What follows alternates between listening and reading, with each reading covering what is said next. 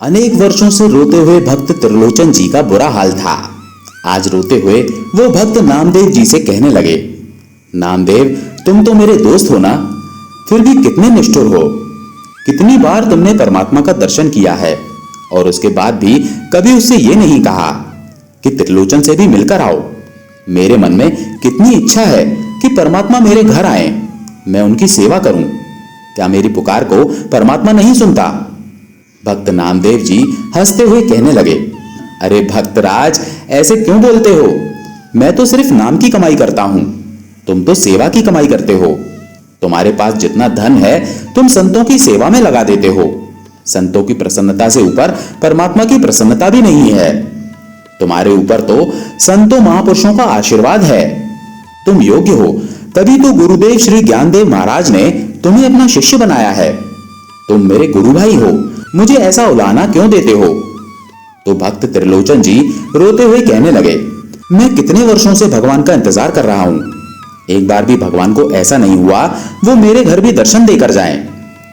भक्त नामदेव जी कहने लगे, तुम विचार न करो, अब जब मेरा परमात्मा से मिलना होगा तो मैं उन्हें कहूंगा कि त्रिलोचन भी आपको बहुत याद करता है, उसे दर्शन देकर आओ। दिन व्यतीत होने लगे। एक दिन नामदेव जी कहीं यात्रा पर जा रहे थे और वे मार्ग में रास्ता भटक गए। अब मार्ग बताने वाला तो कोई था नहीं। उस मार्ग के चौराहे पर एक मूर्ति स्थापित थी। अब नामदेव जी तो पूर्ण भगत थे। वो किसी राजा की मूर्ति थी। उस मूर्ति को देखकर वो कहने लगे, वाह परमात्मा, आज तो इतना सुंदर रूप बना रखा है।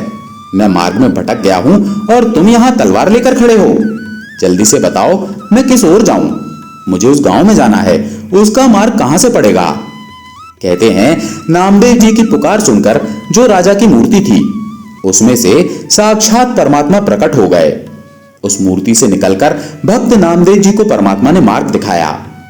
अब जैसे ही भक्त नामदेव जी अपने मार्ग की ओर बढ़ने लगे, तब उन्हें याद आया कि भक्त त्रिलोचन जी ने कहा था, परमात्मा से पूछकर आना मुझे दर्शन कब देंगे। नामदेव जी भगवान श्री कृष्ण से कहने लगे, अरे रुकिए, इतनी जल्दी नहीं है जाने की। मेरी एक बात सुनिए। मेरा जो मित्र है भक्त त्रिलोचन, वो आपका सच्चा भक्त है। वो पूछ रहा था, कभी उसका भी भला करो, कभी उसको भी दर्शन दो। श्री कृष्ण ने हंसते हुए कहा, मैं उसके पास अवश्य जाऊंगा, बस उससे कहना मुझे पहचान ले। ऐसा कहकर भगवान अंतर्ध्यान हो गए। नामदेव जी गांव की यात्रा कर अपने गांव में पुनः लौट आए और भक्त त्रिलोचन जी के घर आकर कहने लगे, तुम्हें एक अच्छी खबर देने आया हूं। आज मेरी परमात्मा से मुलाकात हुई। उन्होंने कहा है वो जल्दी ही तुम्हारे घर आएंगे, पर पहचानना तुम्हें ही पड़ेगा। भक्त नामदेव जी की बात सुनकर त्रिलोचन जी प्रसन्न हो गए। उनकी आंखों में खुशी के आंसू आने लगे।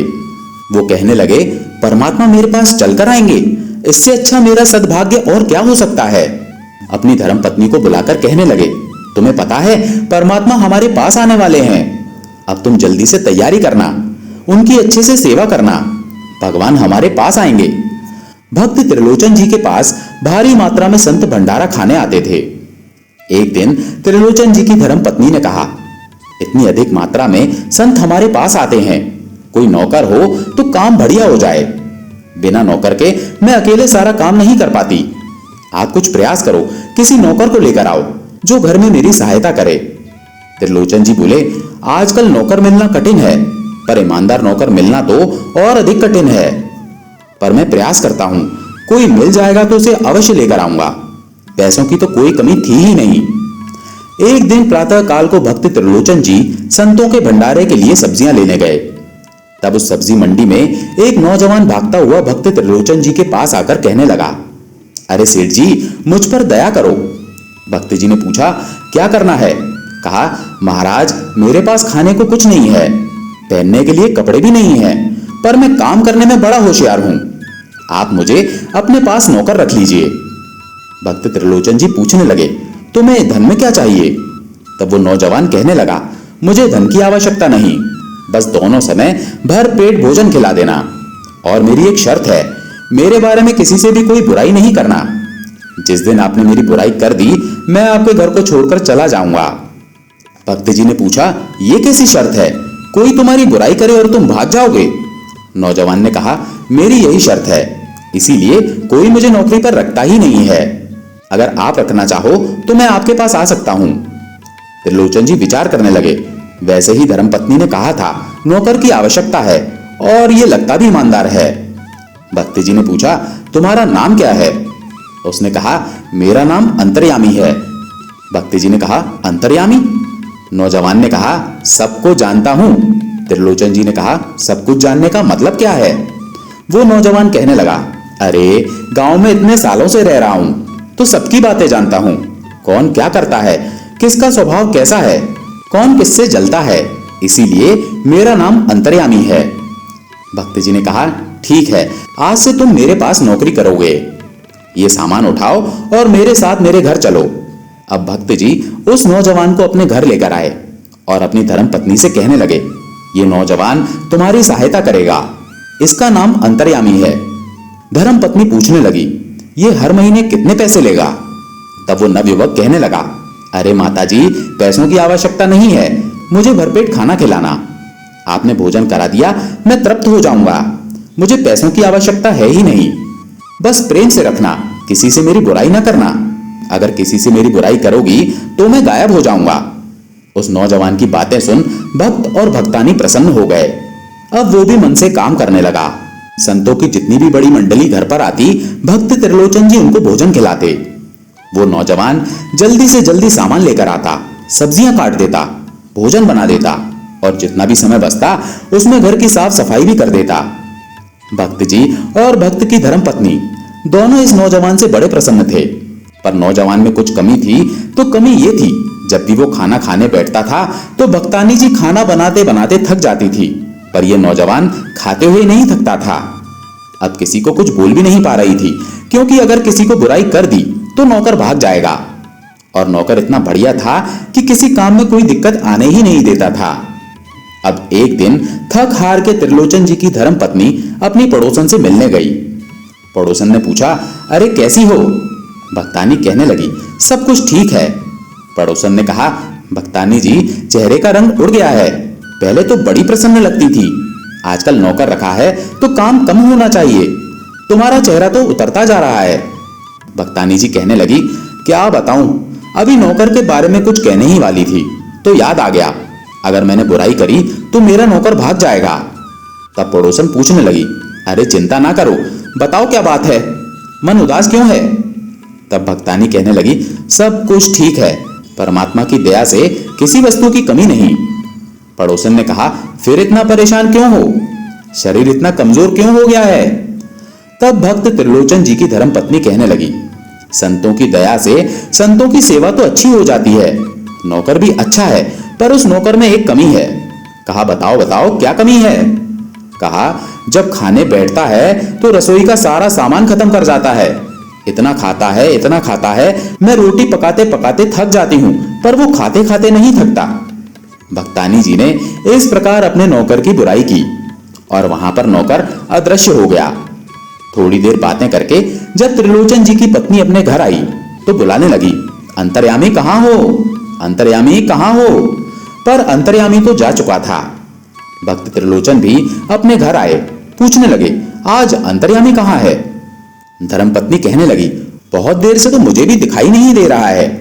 भक्ति जी ने कहा, तुमने कुछ कहा होगा उसे, वो नाराज होकर चला गया होगा।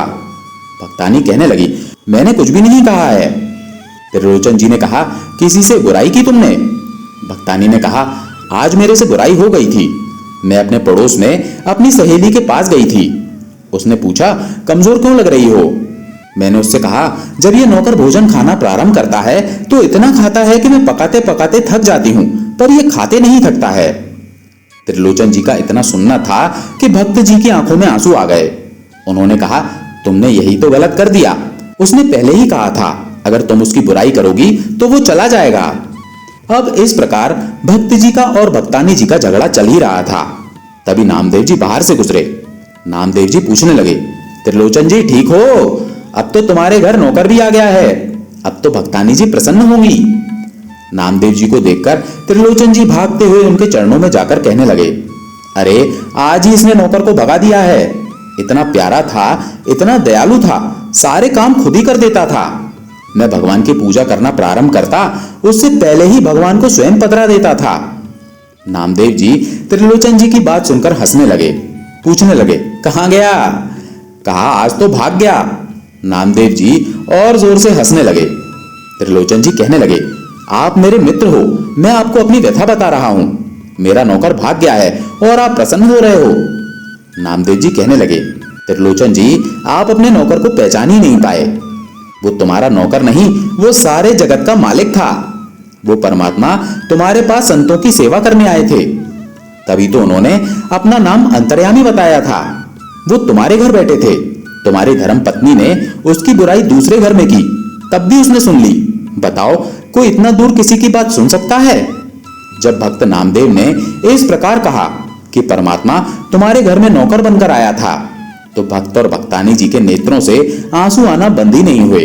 वो कहने लगे, हमसे बड़ा अपराध हो गया है, हमें परमात्मा की सेवा करनी चाहिए थी।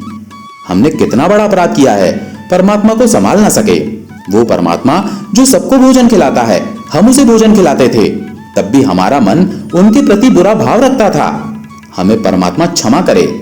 नामदेव जी एक बार पुनः भगवान से प्रार्थना कीजिए, हमें दर्शन देने आए, हमारी भूल क्षमा करें, नहीं तो ये जीवन व्यर्थ चला जाएगा। नामदेव जी कहने लगे, चिंता न करो, वो परमात्मा यहीं मौजूद हैं, पर तुम्हें दिखाई नहीं दे रहा है। सच्चे दिल से प्रार्थना करो, वो पुनः प्रकट हो जाएंगे। अब इस प्रकार त्रिलोचन जी और त्रिलोचन जी की धर्म पत्नी परमात्मा को याद करने लगे। तब भगवान श्री कृष्ण वहां प्रकट होकर कहने लगे, अरे क्यों उदास होते हो? मैं अपनी स्वेच्छा से तुम्हारे पास सेवा करने आया था। तुम्हारी संतों की सेवा पर प्रसन्न होकर तो मैं तुम्हारे पास चलकर आया था। त्रिलोचन जी कहने लगे, अब हमसे दूर न जाइए, हमारे पास ही रहिए। भगवान ने कहा, तुम किसी प्रकार का विचार न करो, जब तक ये शरीर है तुम संतों की सेवा करो, भक्तों की सेवा करो। जब ये शरीर शांत हो जाएगा तब तुम मेरे लोक में आकर मेरी सेवा करोगे। देखा मित्रों, परमात्मा अपने भक्त के लिए नौकर बनकर आए, झाड़ू पोंछा किया, सफाई की, लकड़ी तोड़कर आए, सब्जियां काटी, भक्तों का सामान उठाया, संतों की सेवा की। परमात्मा प्रेम पर, निश्चल मन पर राजी हो जाता है। एक ऐसा ही अन्य उदाहरण भगवान शंकर जी के भक्त का है। कहते हैं मिथिला में भगवान शंकर के बड़े पुण्यमय भक्त हुए, जिनका नाम था श्री विद्यापति जी। वो मिथिला के महान कवि हुए हैं। उन्होंने भगवान शंकर के बड़े गुणगीत लिखे हैं। एक दिन उनको भी धर्म पत्नी ने कहा, संतों की सेवा होती रहती है, भक्त लोग आते हैं, हमें नौकर की आवश्यकता है, कोई नौकर ढूंढ कर आइए। अब भक्त विद्यापति तो सारा दिन भगवान के भजन लिखते थे। एक दिन वो बाजार में गए, तभी एक नौजवान मिला और कहने लगा, भक्त जी मुझे अपनी सेवा में रख लो। विद्यापति जी ने कहा, कितने पैसे लोगे? वो भी यही कहने लगा, कोई पैसे नहीं लूंगा, मुझे अपनी सेवा में रखो। अब विद्यापति जी उसे अपने घर लेकर आए, सेवा में लगा दिया। अब वो बहुत अच्छी सेवा करे। एक दिन विद्यापति जी को उनके राज्य के महाराज ने अपने पास बुलाया। अब विद्यापति जी उस नौकर को कहने लगे, जिसका नाम उगना था, उगना हमें राजा से मिलने चलना है, तुम चलोगे? उगना कहने लगा, महाराज जैसी आप आज्ञा करें, मैं तो सेवक हूं। सेवक तो हरदम स्वामी की आज्ञा में हाजिर होता है। अब उगना भी अपने मालिक के साथ जाने के लिए तैयार हो गया। अब विद्यापति जी और उगना राजा से मिलने जा रहे थे। मार्ग में बहुत तेज गर्मी पड़ रही थी।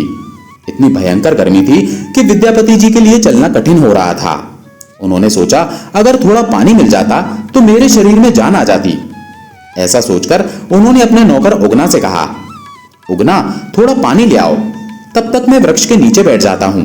अब उगना जैसे ही पानी लेने गया तो आसपास तो पानी का कोई स्रोत था ही नहीं। तो उगना ने विचार किया, पानी कहां से लेकर आऊं? अब थे तो वे भगवान शंकर ही। उन्होंने क्या किया, अपनी जटाएं खोली, जटाओं से गंगा जी निकली। गंगा जी से जल का लोटा भर के अपने मालिक विद्यापति जी के पास लेकर आए और कहने लगे, मालिक जी ये पानी पी लीजिए। अब विद्यापति जी ने जैसे ही पानी पिया, वो कहने लगे, ये तो गंगा का अमृतमय जल है और यहाँ तो कोई गंगा का स्रोत है ही नहीं, कहां से आया? उगना से पूछने लगे, उगना ये जल कहां से लाया?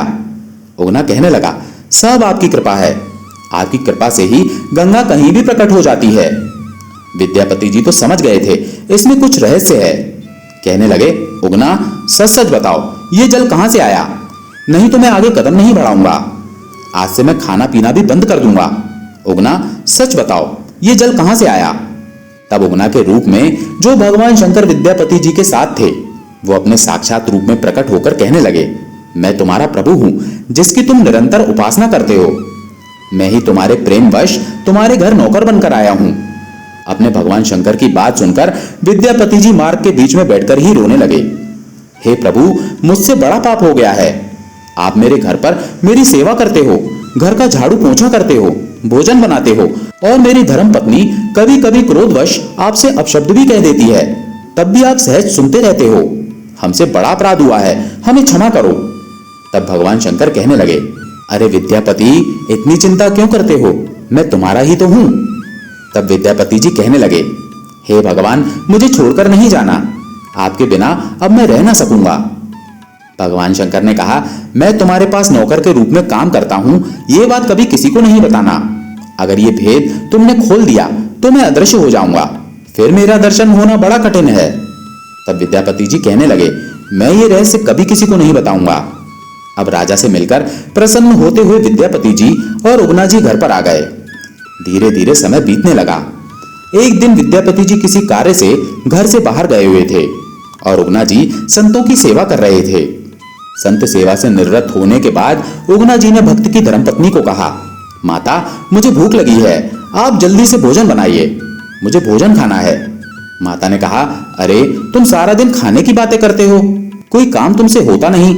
अभी तो संत खाकर गए हैं, अभी तो घर की सफाई करनी है, जब सफाई हो जाएगी उसके बाद तुम्हें भोजन दूंगी। अब उगना जी के रूप में थे तो भगवान शंकर ही, पर भक्त के प्रेम के वशीभूत होकर उन्होंने भक्त की धर्मपत्नी के अपशब्द भी सहन कर लिए।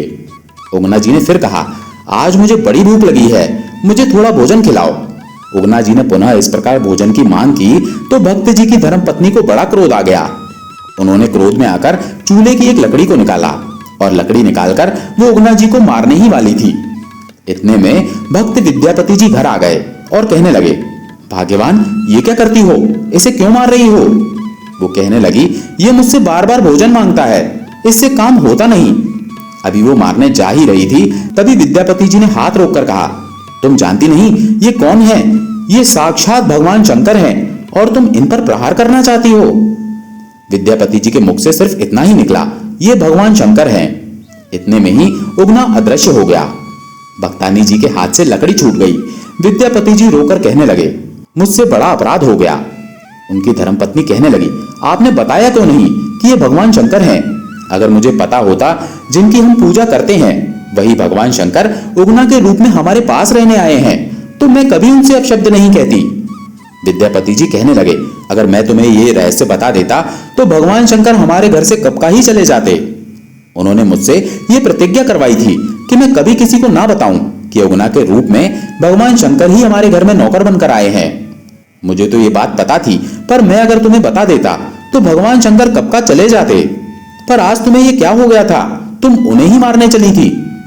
वो कहने लगी, मैं सुबह से लेकर काम में व्यस्त थी और मुझे कुछ समझ ही नहीं आया और बार बार ये भोजन मांग रहा था, इसीलिए मुझे क्रोध आ गया। स्वामी, मुझे क्षमा करो। विद्यापति जी कहने लगे, हे भाग्यवान, अब तो मैं जी नहीं सकूंगा। मेरे स्वामी मुझसे दूर चले गए हैं। अब इस जीवन के जीने का कोई उद्देश्य नहीं है। मैं अपने प्राण त्यागने को तैयार हूं।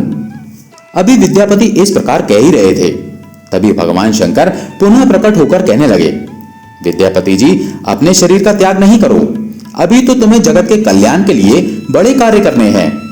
विद्यापति जी और उनकी धर्मपत्नी रोकर कहने लगे, हम तो तभी जी पाएंगे जब आप हमारे साथ रहो। तब भगवान शंकर ने कहा, अब मैं उगना के रूप में तो तुम्हारे पास नहीं रह सकता हूं, पर हां, अपने दिव्य स्वरूप ज्योतिर्लिंग के रूप में तुम्हारे पास अवश्य निवास करूंगा। कहते हैं ऐसा कहकर भगवान शंकर विद्यापति जी के घर में ज्योतिर्स्वरूप प्रकट हो गए। वो ज्योतिर्लिंग अभी भी बिहार के मधुबनी में उगना महादेव के नाम से जाना जाता है।